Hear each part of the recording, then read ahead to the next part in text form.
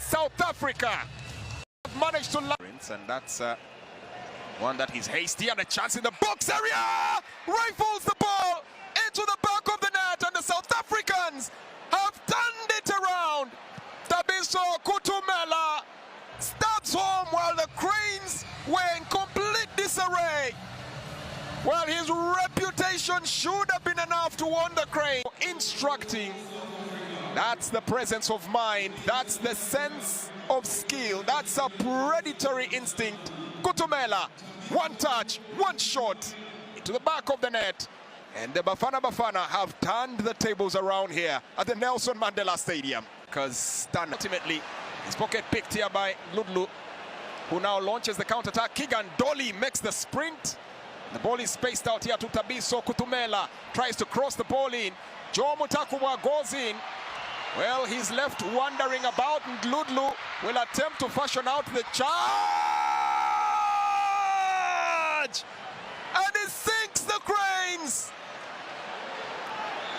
The Beto has done it.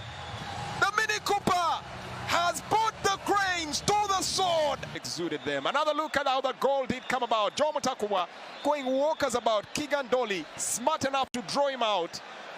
And then with time and space, makes no mistake, Ndabaitheswa Ndlodlu just launches that ball, angling it beautifully to the back of the net. Hello, a very fantastic evening to you viewers, wherever you're catching the airwaves. Satellite TV from Leicester. Thank you so much for being part of the biggest TV in Ruachit. Of course, we are here to give you the best in terms of sports. Of course, this show is only sponsored by Sabrema Global Ventures Limited there, because they are the biggest and the only money powers into this. Of course, we shall be looking into some of the most interesting sporting stories, of course, emanating as far as the day is concerned. Of course, the Premier League comes back over a while. Of course, the Spanish La Liga has got another big encounter between Real Madrid and the team Barcelona Football Club. Of course, this is going to be one of the biggest games to talk about with WTS. A classic, of course. Over the weekend, we shall be having a live game here on your TV screens as Raka Football Club will be entertaining Rua Airfield from Yumbe Bomber Ground. Of course, Hugo Ekiteke names he's actually best attackers right now in the world of football. We shall be looking into some nitty-gritties in there. Of course, all this we shall be breaking for you some of the stories into details. Of course, we shall be first picking it from local, then we shall be proceeding to some of the international stories from local scene. Let's begin from home and we'll talk about the regional league itself. Of course, the regional league itself is coming actually over the weekend, starting from tomorrow, Saturday, up to Sunday. That's when we shall be having a series of games that will be played in the Western Regional League. Of course, a number of them are already prepared in so much to see that they have got one of the brilliant performances in the Regional League. And I can tell you, teams are setting themselves so fast to see that they really wanted to attain that top spot. Only one team will be picked from the Western Regional League to go and play in what we call the playoffs of the big league. Whether the other team that comes from the Northern region, that's when a Western team will be facing that team, of course. As I talk right now, is Total, who is now currently top table toppers in that perspective. In case the table ends like that, we shall be seeing Total represented as West Nile to go and play in the playoffs. Of course, over the weekend, we shall be having a number of good games coming up on the day 2 of the Western Regional League. Of course, we shall be seeing Total Football Club entertaining Dramatic Football Club at Swinga Stadium down in the Bidibidi Refugee Camp down in Yumbe District. Of course, Yumbe will be having a big games over the weekend. Of course, Total will be hosting Dramatic Central at Swinga Stadium. That will be tomorrow. And then down at Live Primary School Playgrounds in the Marta District, shall be seeing Okokoro United entertaining Liye Football Club. This game will be 4 p.m. Tomorrow. People who are watching us live from Marta, let's say, right behind this team of Okokoro United, of course, it's the only team playing in the West Nile Regional League from Marata District. Of course, we will be having a team in the shape of Paida United at King Stadium. They'll be entertaining Kuvarimpo at Paida. Of course, I love the name of the stadium called King Stadium. That sounds very great, and it remains to be seen how Kuva Rainbow will be doing after his magic in that perspective. Of course, In the first game, they were beaten by a goal to nil by a team in the shape of Okokoro United. So it remains to be seen whether they'll be turning fortunes around against the team I'm talking about, by the United at King Stadium on Saturday tomorrow. And then on Sunday, series of the games will be coming up, and I will be telling you some of the biggest games will be on Sunday. On Sunday, Pakwat's Young Stars will be entertaining Coach Urban. Okay? This game will be played at St. Mary's Omas Stadium down in Pakwasi district. That's where Samson Shizokuti is. That's where Sadiflolo is in. Okay? It remains to be seen whether the team will be in position to pick back-to-back wins in the new era that they are in. Okay? And then Parombo Mission Stars will be entertaining Koboko Rising Stars. This game will be played at Mission Arena. Okay? The names in the Western Regional League, I can tell you, the stadium names itself, they are looking very, very nice. Mission Stadium, and then we have got Swinger Stadium, we have got stadiums like the King Stadium. These are really brilliant names, and I can tell you, Parombo Mission Stars will be entertaining Koboko Rising Stars, like I said earlier on, at Mission Arena. This game will be on Sunday, and then the big one will be between Araka Football Club. They will be entertaining Rua Airfield. This game will be played at Yumbe Bomber Grounds live on the TV here. Okay? Those who are watching us, I can tell you, which will be broadcasting for this game between Araka Football Club and Rua Airfield. These are really good teams.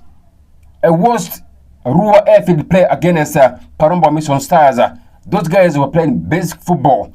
I was really encouraged with the way how they were doing the things on the pitch.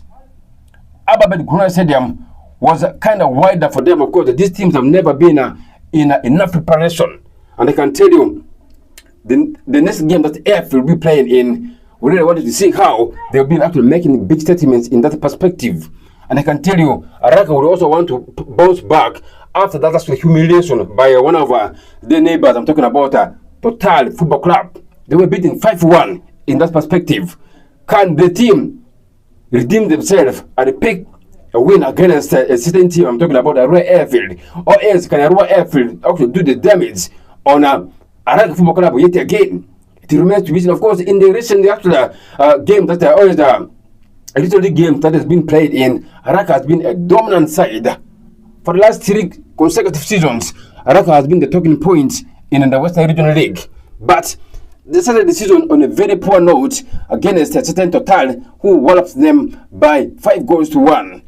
Can they redeem themselves? Can they do the damage? Can they pick their first win of the season at Bomber Ground? Of course, they are having back-to-back home wins.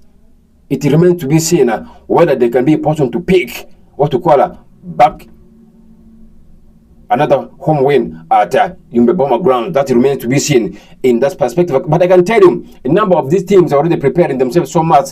But one of the advantages is Arua F has got their means of transport. Probably they will be going in for that match. And I can tell you, this game will be live on your TV here on Satellite TV. We shall be traveling there to cover for you the game between Araka and Arua Airfield live on your TV screen. What you have to do is buy enough data. Okay?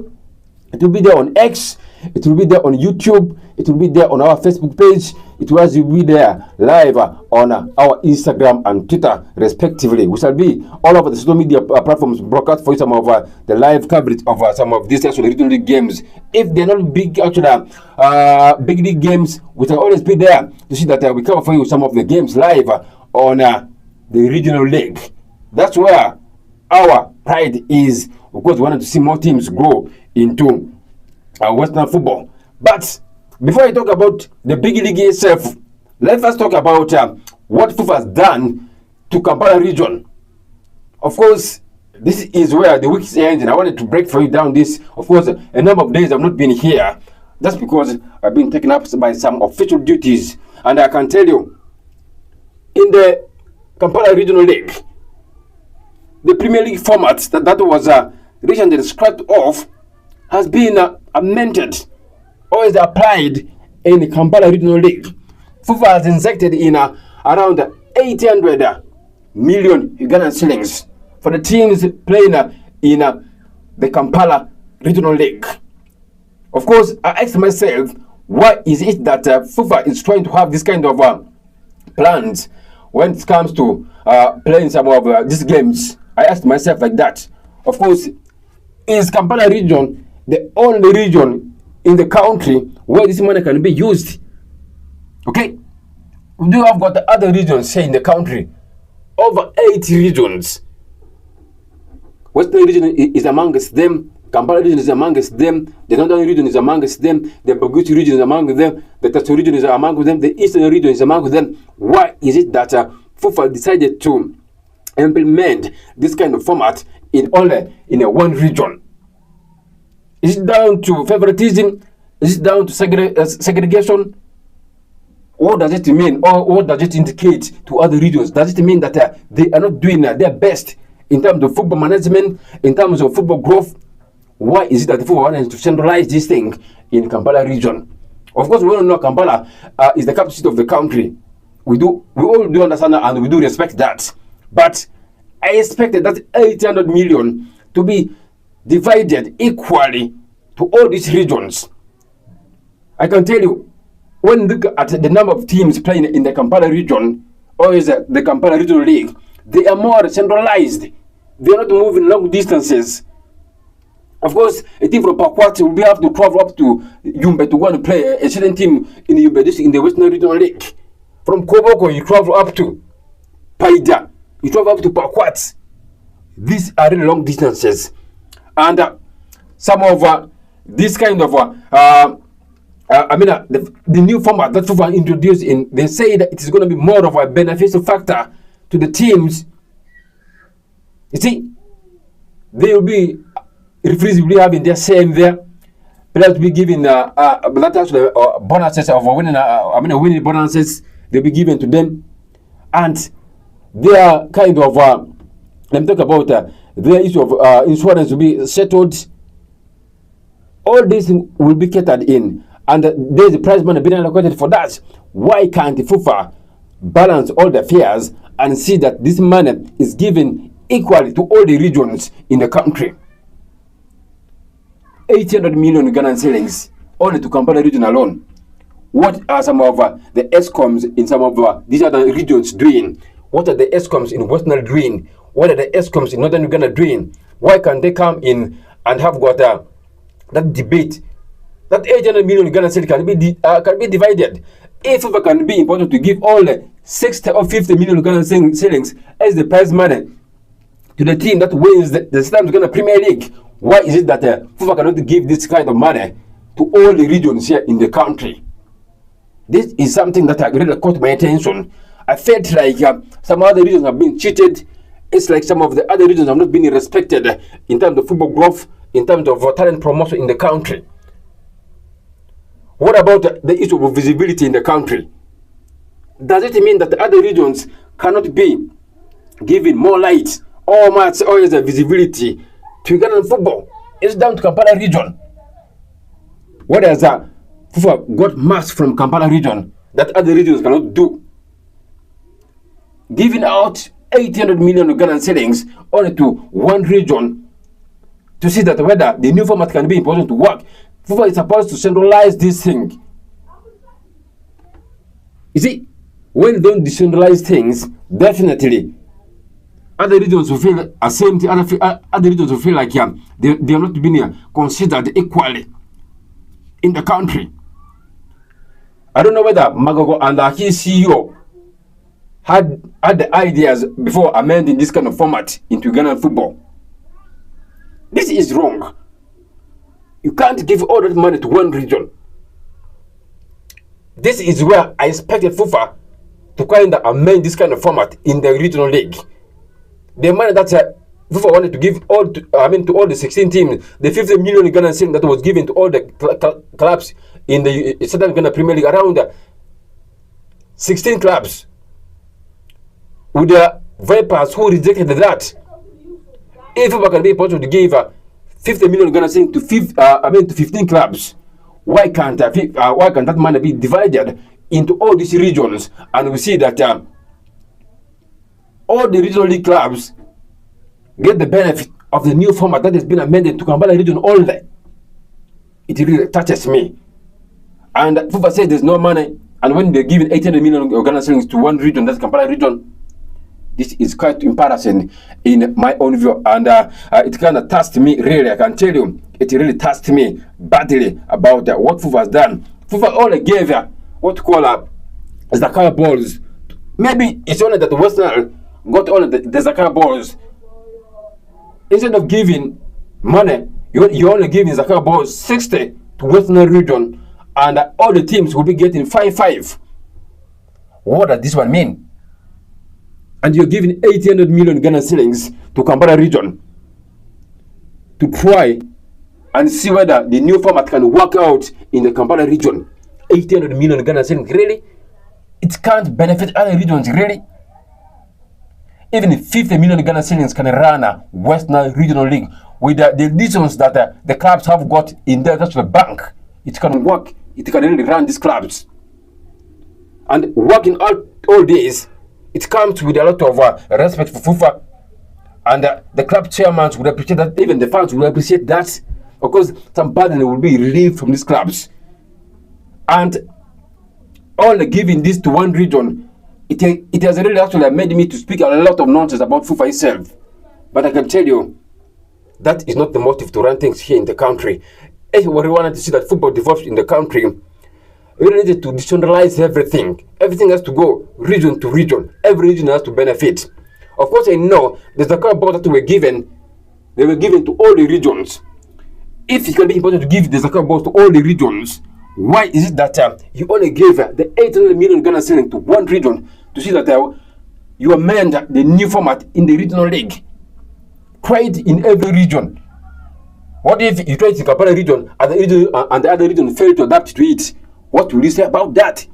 It also brings a lot of controversies again, like what has brought a lot of controversies in the sometimes Ghana Premier League. It will really never work out very well. But I've talked length about the new this kind of format, but I'm sorry for that. Forgive me if I say bad things about that in that perspective. Of course, the number of games will be played in the FIFA Big League in the match day 5. Of course, it all starts tomorrow as the team I'm talking about, Katida, will be entertaining Blast Power. Of course, Blast Power are really doing a lot of good things in the Big League. They only lost once to this team I'm talking about, Paida Black Angels. They are yet going to be losing another game. They are a team that looks a little bit composed. They are a team that looks a little bit determined. They will be traveling to. I'm talking about this team of Katida FC down at Bogulobi Coffee Grounds. They'll be playing on tomorrow at 4 p.m. tomorrow. Then the rest of the games will be on Sunday. Then on Sunday, big one from the Football Club. They'll be traveling to Chiamate Playgrounds as they'll be hosted by the team I'm talking about, Karo Karunji. Okay? This will be on Sunday. Karo Karunji will be hosting on the Football Club at Chiamate Playgrounds. This game will be at Pukamo. Okay? It will be at 4 p.m. Ghana time. Then Bonarunguru United will be hosting a team in the step of Chigezi Homeboys. This game will be at 4 p.m. in Kasese. Okay? Then Iganga United will be hosting Paida Black Angels at Iganga Sada Playgrounds. This game will equally be at 4 p.m. Then Kataka Football Club that did score an all goal here at Abba Gulasen. Let's see on Dupraka picked actually their second win of the season. Will be hosting Mpale Heroes at Mpale City Stadium. Of course, this is Mpale Derby. All these teams come from Mpale. Kataka comes from Mpale. Mpale Heroes also comes from Mpale. There's the Mpale Derby. Okay? Then Wakito Giants will be hosting Nebi Central Football Club. This game will be played at Wakisa Recreational Grounds. The first time that Wakito Giants will be hosting Nebi Central Football Club. Big encounter for Nebi Central Football Club against the team that has been newly relegated from the Southern Ghana Premier League. I'm talking about Wakito Giants. This is going to be a big test for this team of Nebi Central. If they can be in position to pick a draw or as maximum points against this team of Wakito Giants, I can tell you there is need or is time to give respect for team Nebi Central Football Club. So it remains to be seen what will be the outcome of this game. Of course, when you look at Wakto Giants of late, they have been all that inconsistent. They have not been so much brilliant enough in the big league. They still look a little bit having that actual inconsistent performance in the Western, in the big league. So it remains to be seen how Lebisen Football Club will be approaching this game against Wakto Giants at the Wakiso district. Okay, Chinda Boys will be entertaining Soltilo Bright Stars. This game will be played at Bitum City grounds. It will be in Gaza, okay? It will be equal on 4 p.m. At 4 p.m. Sorry for that. It will be at 4 p.m. At the Gaza. In that perspective, Tukasazi will be entertaining Young Elephants Academy. This game will be played at Mitiana Saza grounds. It will be at 4 p.m. East African time.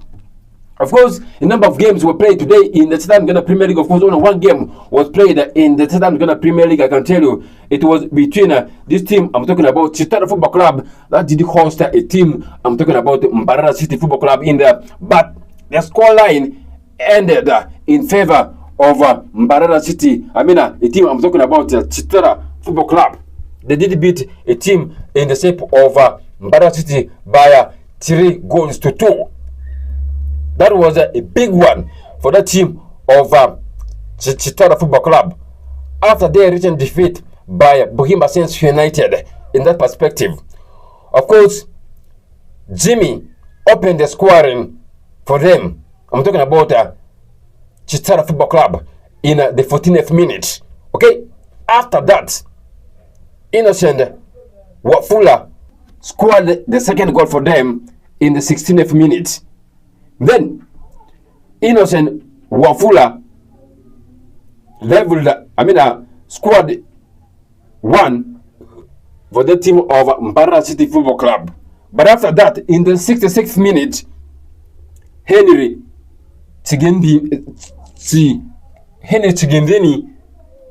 equalized matters for them in the 66th minute.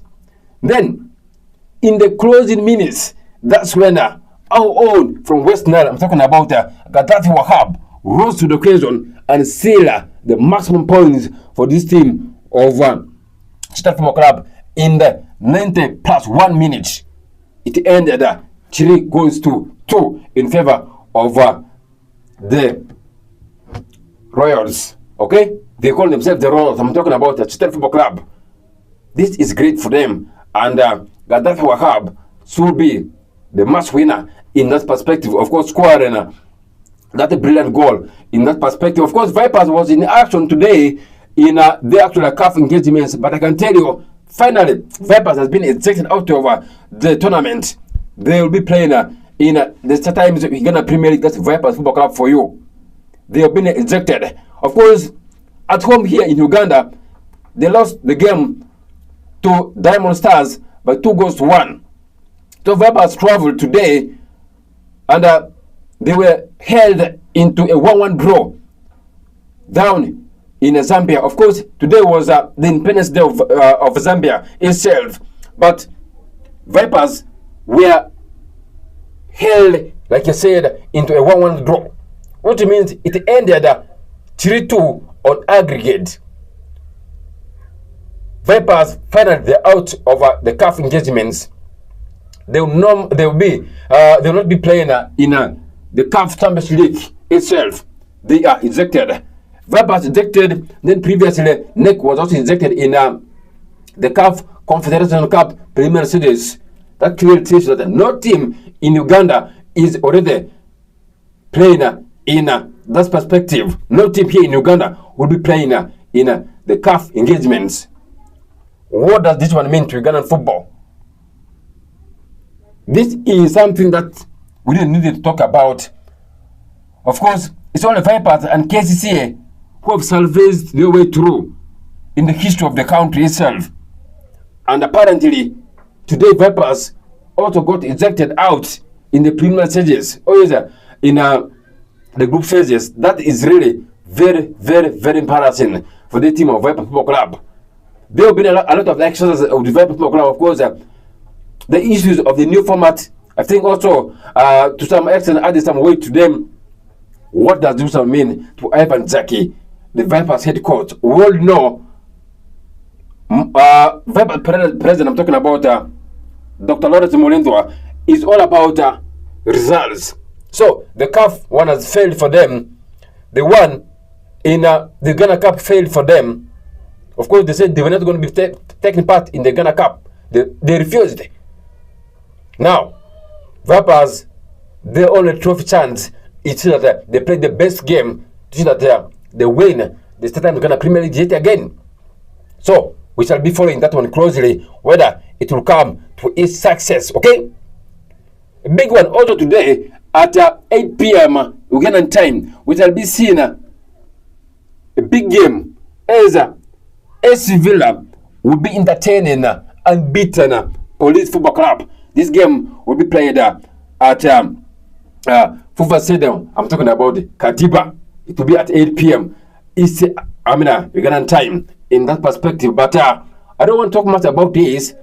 Of course, AC Villa are here to pick a win in the Southern Ghana Premier League this season. They haven't picked any win, but I'll take my own time. I will be talking about AC Villa maybe at a later time. Let's first roll it forward and talk about the game that will be coming up in the Premier League over the weekend. Of course, the Premier League starts officially today, as we shall be seeing Leeds United at 10 p.m. They'll be hosting West Ham United in the English Premier League. This is another tough encounter for Nuno Espirito Santo, the head coach of West Ham United. After sacking coaches over coaches, so it remains to be seen whether he will also be in position to turn things around for this team of West Ham United. So it remains to be seen what will be the outcome in that game. Then we have got a number of games tomorrow. Only 4 games tomorrow in the English Premier League. 4 games only. And all the games will be at 5 p.m. Ugandan time. Okay? Chelsea will be hosting Sunderland. This game will be at 5 p.m. at Stamford Bridge. Newcastle United will be entertaining Fulham at 5 p.m. Then, when it reaches 7:30 p.m., we shall be seeing Manchester United hosting Brighton and Hove Albion. This game will be at Old Trafford at 7:30 p.m. Okay? Then tomorrow at 10 p.m., Brentford will be entertaining Liverpool Football Club. This game will be at 10 p.m. like I said. Big games tomorrow. 7:30, Manchester United up against Brighton and Hove Albion. Then at 10 p.m., Brentford up against Liverpool. Can Liverpool Football Club redeem themselves, come back to winning ways after that frustrating loss to Manchester United in the Premier League? We all know Brentford is not an easy side. They are one of the most organized sides in the Premier League. Ignatius Thiago is one of the darlings for them.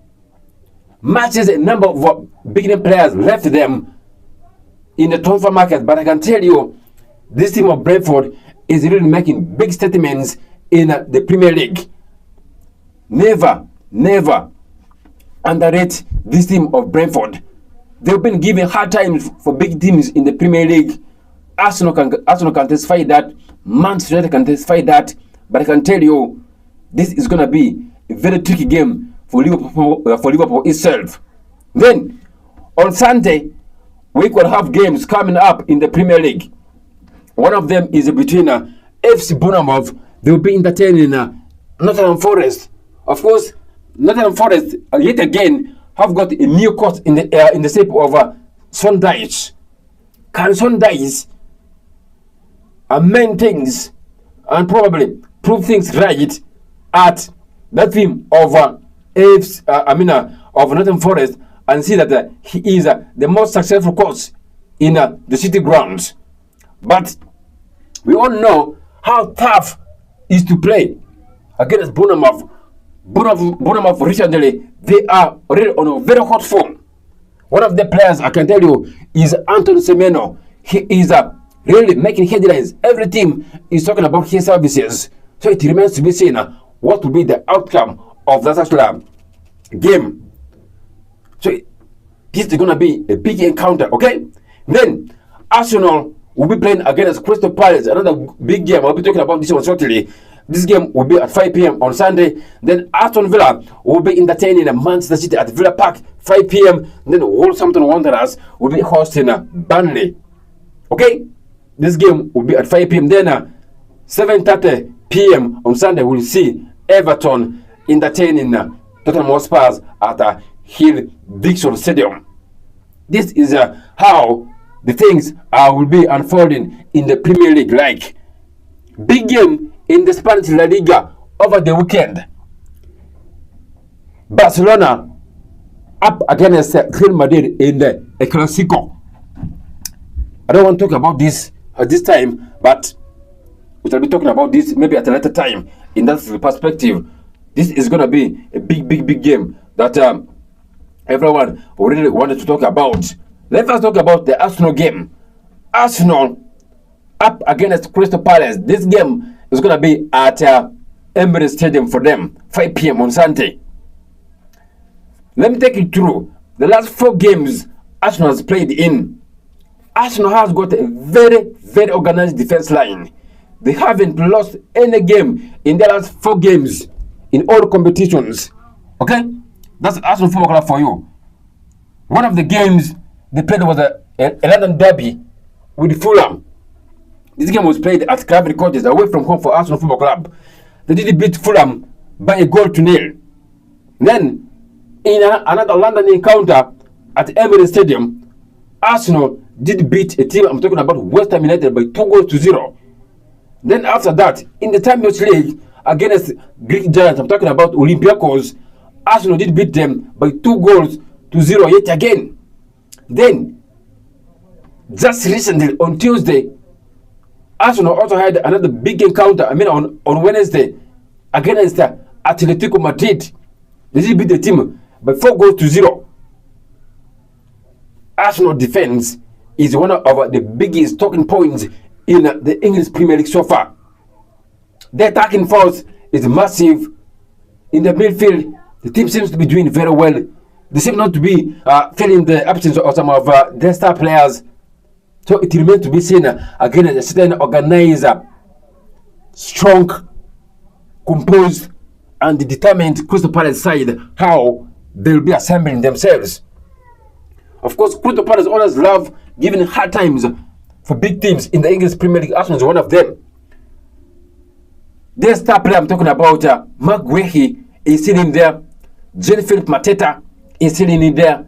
So it remains to be seen how they'll be making statements against Arsenal Football Club at the Emirates Stadium. Adam Wharton is also there in the middle of the pack. Crystal Palace with their back three. When they're defending they're 7 at the back. That's Crystal Palace for you.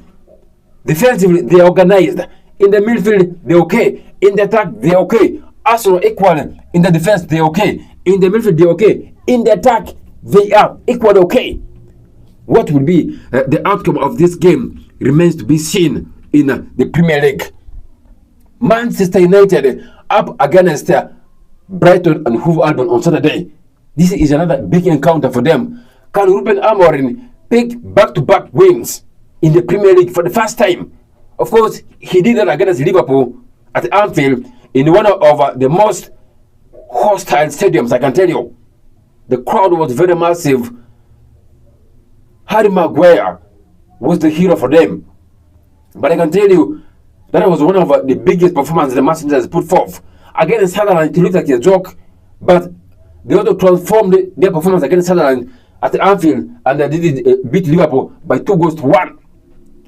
Can Ruben Amorim also made history again against the Brighton and football? That's also they did give him hard times last season in the Premier League. This is going to be very, very big game for Ruben Amorim. But the other positive for Ruben Amorim in the last 2 games that he has played in, one of them is Sana Lessons, the goalkeeper himself. He looks very composed.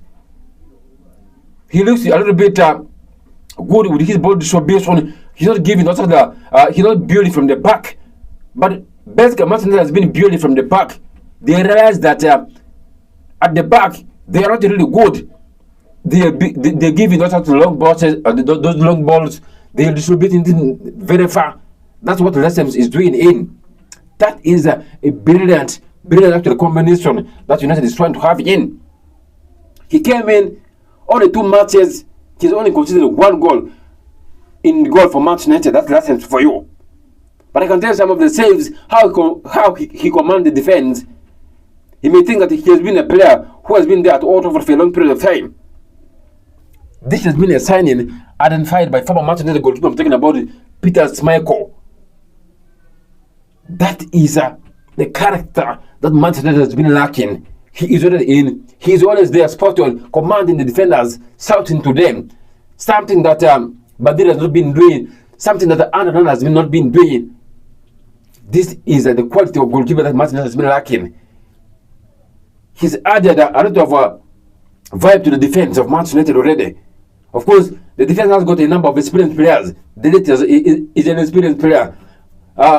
Looks is already an experienced player in the Premier League. Harry Maguire is one of the. They are coupled very well in the middle, actually at the back for Manchester United. That is something that I felt I need to talk about this game. But I think Ruben Amorim will be having some actually good performances against that team of Brighton. I can tell at Old Trafford, don't expect Brighton just to come and give Manchester United hard times, but expect Manchester United to give Brighton hard times in the Premier League. Okay? These are some of the things that I felt I really needed to let you know. Let me take you through the team news that has been released for all the Premier League teams so far. Let me begin with Manchester United. At Manchester United, their boss Ruben Amorim speaks to the media about defender Harry Maguire and midfielder Mason Mount. All these players are kind of doubtful for the encounter against Brighton and Hove Albion tomorrow at 7:30. But Lisandro Martinez is still unavailable. He said he's recovered, but he started light training. He is not yet available in that encounter against Brighton tomorrow. But both of Harry Maguire and Mason Mount, they are doubtful. Okay? That is what I can give you. At Manchester City, Pep Guardiola just confirm that midfielder Rodri and defender Abdukori are out for their trip to Villa Park. They are not going to be part of Manchester City. At Chelsea Football Club, their striker I'm talking about, Liam Delap, is back in training after 2 months with a hamstring injury. He might be on the bench, or they might give him an opportunity to go and play in the next phase of the Premier League, probably next week. Don't expect Liam Delap to be rushed for Chelsea Football Club tomorrow. Okay? Then, at Liverpool, their boss, I'm talking about Ancelotti, says striker Alexander Isak and midfielder Ryan Gravenberch are doubtful for the rest trip to Brentford. And Jeremy Frimpong is the player who is out for them. Okay?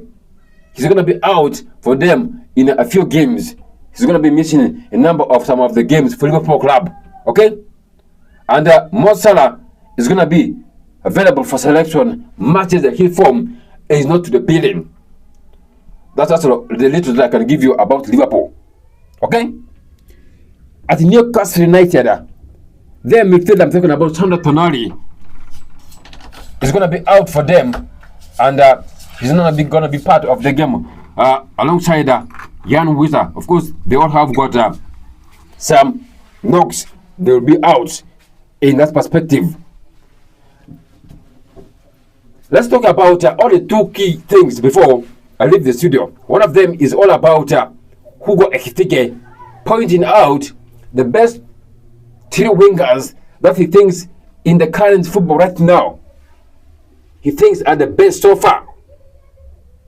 Of course, Liverpool signed him from Eintracht Frankfurt for only £79 million, and he has already established himself to be one of the biggest players for Liverpool club.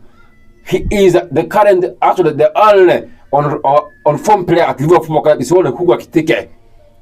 Leave alone Alexander Isak is only Hugo Ekitike who is currently on form at Liverpool. He has bagged 6 goals for them already, and he has already provided 1 assist for Liverpool club. So in one of the interviews with ESPN, he said Mo Salah, Lamine Yamal, who plays for Barcelona Football Club, and Michael Olise, former of Crystal Palace, now who currently plays for Bayern Munich, are the best wingers so far in the world. Do you agree to that? I don't know, but I can tell you, Yamal has proven himself that he's one of the young stars that the world has ever seen. He's doing a lot of magics, and he's actually doing extremely very well. Michael Olise at Bayern, he has won the German Bundesliga. He has won the DFB Pokal with Bayern. He's already established himself to be one of the stars talk about. To some greater extent, I agree with him, but I can tell you there's some of other young stars in the Premier. Currently, Desire Doué or PSG is one of them. Ousmane Dembele is one of them. Carvajal is one of them. Vinicius Junior is one of them. Julian Alvarez at Atletico Madrid is one of them. Some of these players I don't actually fancy.